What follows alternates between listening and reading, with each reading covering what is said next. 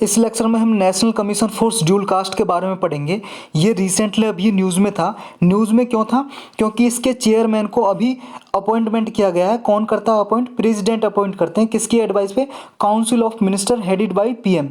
तो इसकी एडवाइस पे, पीएम की एडवाइस पे, प्राइम मिनिस्टर की एडवाइस पे प्रेसिडेंट इसको अपॉइंट करते हैं।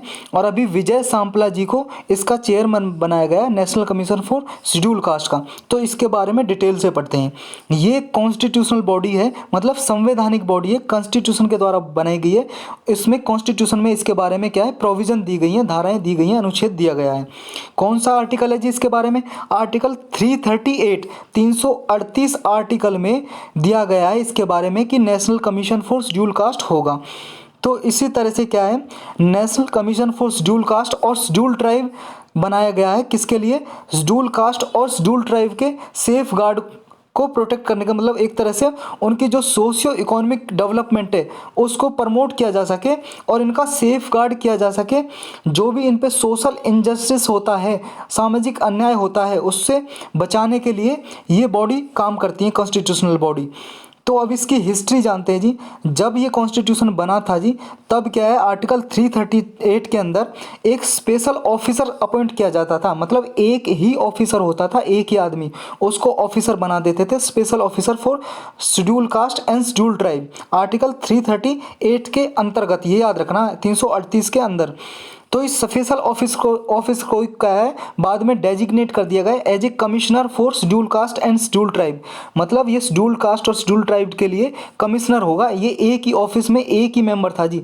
लेकिन फिर 1990 आया, 1990 में कॉन्स्टिट्यूशन में एक अमेंडमेंट किया, मतलब संशोधन किया। कौन सा? 65th amendment. उसके थ्रू क्या किया कि इसको जो सिंगल मेंबर बॉडी थी, वन मेंबर जो स्पेशल ऑफिसर था, नेशनल कमीशन, मतलब एक था कमीशन किसके लिए?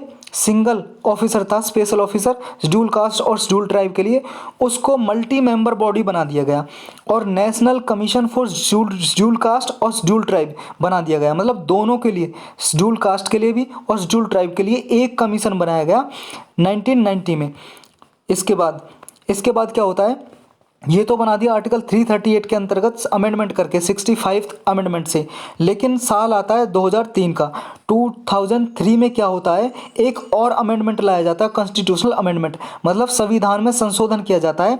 कौन सा? 89th कॉन्स्टिट्यूशनल अमेंडमेंट एक्ट लाया जाता है 2003 में। और इस एक्ट के थ्रू 2004 में इस कमीशन को, जो पहले national commission for SC and ST एक कमीशन हुआ करता था, इसको सेपरेट बना दिया गया। 2 सेपरेट कमीशन बना दिए गए।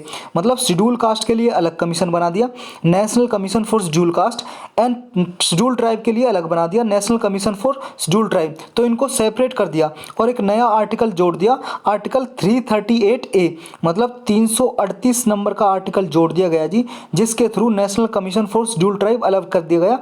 इस आर्टिकल के थ्रू ये कमीशन बनाया जाता है। अब इसका स्ट्रक्चर पढ़ते हैं, क्या क्या होता है इसमें। देखो जी, इसमें national commission for schedule cast हो या शेड्यूल ट्राइब हो, दोनों कमीशन में एक चेयरपर्सन होता है, एक वाइस चेयरपर्सन होता है और 3 मेंबर होते हैं, जिसके 3 मेंबर।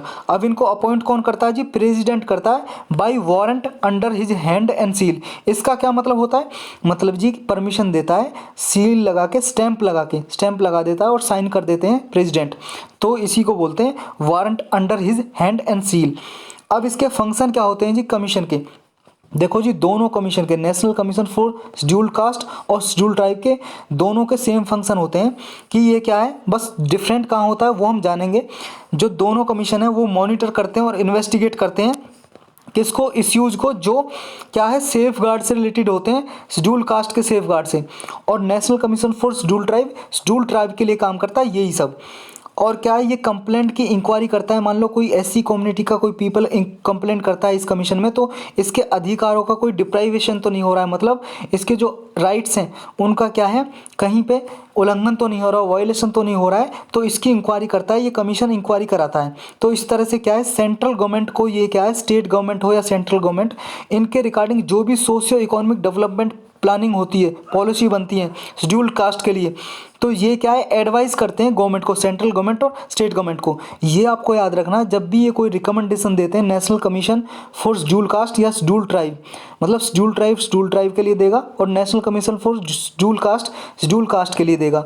तो जब भी ये रिकमेंडेशन देते हैं, अपनी सिफारिश देते हैं, तो ये सिफारिश जो इनकी होती है, recommendation only advisory in nature होती है, मतलब कि गवर्नमेंट माने ना माने उसकी मर्जी है, मैंडेटरी नहीं है। ये बात आपको याद रखना है, बाध्यकारी नहीं है। इस तरह से क्या है, जो प्रेसिडेंट को ये दोनों कमीशन होते हैं, national commission for scheduled caste और शेड्यूल्ड ट्राइब, ये रिपोर्ट करते हैं जी रेगुलरली, प्रेसिडेंट को रिपोर्ट देते हैं कि ये जो सेफ गार्ड दिए गए हैं SC कम्युनिटी और ST कम्युनिटी को, ये इनको इम्प्लीमेंट कर रहे हैं या लागू कर रहे हैं या नहीं कर रहे हैं, तो इसकी रिपोर्ट प्रेसिडेंट को सौंपते हैं ये रेगुलरली।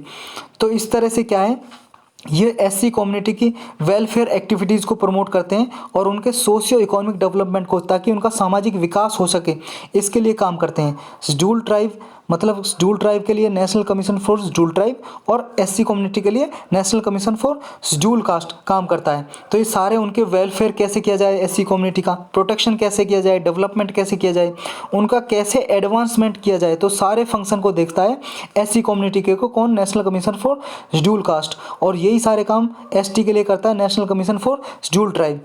लेकिन एक जगह डिफरेंस है जी इसमें, national commission for scheduled tribe है वो तो क्या है, सिर्फ शेड्यूल्ड ट्राइब के लिए काम करता है, लेकिन national commission for scheduled caste है, जो national commission for scheduled caste जिसके बारे में हम मेनली पढ़ रहे हैं, national commission for scheduled caste, ये क्या है, जो काम SC कम्युनिटी के लिए करता है ना, उनके वेलफेयर के लिए, सोशियो इकोनॉमिक डेवलपमेंट के लिए, ये सारे काम एंग्लो इंडियन के लिए कभी करता है, एंग्लो इंडियन कम्युनिटी के लिए। अब एंग्लो इंडियन कम्युनिटी कैसी होती है जी, मान लो ये A पर्सन है, इसके कोई पेरेंट्स हैं जो जी, मान लो फादर है या मदर है, वो मान लो इसके दोनों पेरेंट्स फॉरेन से हैं, विदेश से हैं, और इंडियन सिटीजनशिप इनके पास है, मतलब भारत के नागरिक हैं, या इनका एक पापा, उनका फादर, मान लो A पर्सन का फादर फॉरेन से, विदेश से है, या फिर उसकी एक मम्मी, मतलब कोई भी मम्मी, एक मम्मी तो एक ही होगी ना, मम्मी पापा, मतलब का ये है कि जी या तो एक इनमें से दोनों में से, या दोनों, मतलब या तो पापा या मम्मी या दोनों कोई फॉरेन से हैं और उनके जो बच्चे हैं, तो ये क्या है, एंग्लो इंडियन बोला जाता है ऐसे को, जो फॉरेन ओरिजिन के होते हैं।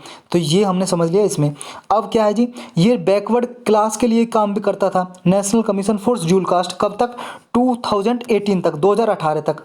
2018 तक क्यों करता था, क्योंकि जी आप जानते हो जैसे 2018 में क्या किया गया, एक अमेंडमेंट किया गया कॉन्स्टिट्यूशन में, कौन सा, 102nd कॉन्स्टिट्यूशनल अमेंडमेंट, ये संशोधन किया गया कॉन्स्टिट्यूशन में, संविधान में। इसके थ्रू क्या किया गया, national commission for backward class के लिए एक अलग कमीशन बना दिया गया, जिसे कॉन्स्टिट्यूशनल स्टेटस दे दिया गया। अब ये संवैधानिक बॉडी है, तो जो अदर बैकवर्ड क्लास है उनके लिए national commission for backward class काम करता है, जिस काम को पहले national commission for scheduled caste किया करता था बैकवर्ड क्लास के लिए भी, मतलब इनके बैकवर्ड क्लास के लिए अपलिफ्टमेंट के लिए, मतलब इनका कैसे बढ़ाया जा सके, इनका प्रमोशन कैसे किया जा सके, सोशियो इकोनॉमिक डेवलपमेंट कैसे किया जा सके, सारा काम जो बैकवर्ड क्लास का पहले national commission for scheduled caste किया करता था। लेकिन अब ये अलग कर दिया है 2018 में अमेंडमेंट करके। अब ये तो इसके बारे में था। अब शेड्यूल कास्ट के लिए क्या है, और भी कुछ प्रोविज़न है जी, इनके अपलिफ्टमेंट के लिए, इनके विकास के लिए और भी प्रोविज़न है कॉन्स्टिट्यूशन में। वो कौन कौन सी प्रोविज़न है, कौन कौन से आर्टिकल हैं, वो देख लेते हैं एक बार। ये मेंस के लिए और प्री के लिए, दोनों के लिए इंपॉर्टेंट है आपके। आर्टिकल 15 क्लाउज 4 ये क्या कहता है, इसके लिए स्पेशल प्रोविज़न है जी SC के लिए, उनके एडवांसमेंट के लिए। आर्टिकल 15 क्लाउज 4 में मतलब किसी कास्ट के बेस पे उनके साथ डिस्क्रिमिनेशन नहीं होगा, कोई भेदभाव नहीं होगा। और क्या जी, और है जी आपका आर्टिकल 16 क्लाउज 4A, ये क्या कहता है कि इन्हें रिजर्वेशन दी जाएगी प्रमोशन में भी, किसी भी क्लास को या क्लासेस को जो क्या है स्टेट गवर्नमेंट में जो क्या है रिप्रेजेंटेड नहीं है, जो एडिक्वेटली रिप्रेजेंटेड नहीं है, मतलब उन क्या है किसी स्टेट सर्विस में या सेंट्रल सर्विस में उनके क्या है उस कम्युनिटी से ज़्यादा लोग नहीं है, तो उन्हें प्रमोशन में भी रिजर्वेशन दी जाएगी SC और ST कम्युनिटी के लोगों को। अब और नेक्स्ट आर्टिकल है जी आर्टिकल 17, इसमें क्या है, ये अनटचेबिलिटी को अबॉलिश करता है। अबॉलिश का मतलब है जी रिमूव करना, एक तरह से हटाता है कि जो छुआछूत करते हैं, डिस्क्रिमिनेशन करते हैं, भेदभाव करते हैं एक दूसरे के बीच में लोग जाति के आधार पे, तो उसको अबॉलिश करता है आर्टिकल 17। इसके बाद है जी आर्टिकल 46, ये क्या करता है, जितने भी जो वीकर सेक्शन है जी, कमज़ोर वर्ग हैं, चाहे SC ST OBC, ये क्या करता है, उनमें क्या है एजुकेशनल और इकोनॉमिक इंटरेस्ट को प्रमोट करता है जी। मतलब उनकी तरह से एक तरह से शेड्यूल कास्ट शेड्यूल ट्राइब है जो, तो उनके जो सोशल इनजस्टिस है वो ना हो उनको पास उनके साथ, मतलब सामाजिक अन्याय ना हो उनके साथ, और एक्सप्लॉयटेशन उनका शोषण ना हो। तो एक्सप्लॉयटेशन और सोशल इनजस्टिस से बचाने के लिए, प्रोटेक्ट करने के लिए ये आर्टिकल दिया गया है जी। इसके अंतर्गत ये गवर्नमेंट इन्हें प्रोटेक्ट करती है जी लॉ बना के। नेक्स्ट आर्टिकल है जी आर्टिकल 335। ये क्या है जी 335 335 आर्टिकल में दिया गया है जी कि जब भी SC ST कम्युनिटी के किसी को भी क्या है एडमिनिस्ट्रेशन में रिजर्वेशन देके अपॉइंट किया जाएगा, तो ये चीज़ देखी जाएगी कि एडमिनिस्ट्रेशन की एफिशिएंसी को अफेक्ट ना हो, मतलब कोई प्रभाव ना पड़े एफिशिएंसी पे।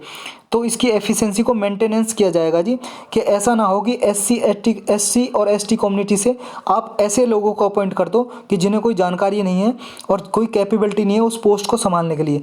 तो ये बात याद रखनी है, भले ही रिजर्वेशन है SC ST कम्युनिटी के लिए, लेकिन ऐसे लोगों को अपॉइंट किया जाता है जिनके पास नॉलेज है, एक्सपर्ट हैं किसी चीज़ में, मतलब उनके पास कैपेबिलिटी है, एबिलिटी है कि वो उस एडमिनिस्ट्रेशन को चला सकते हैं, उनके पास भी नॉलेज है। तो इस तरह से उन्हीं को ही अपॉइंट किया जाता है। और नेक्स्ट आर्टिकल है जी आर्टिकल 330 और आर्टिकल 332।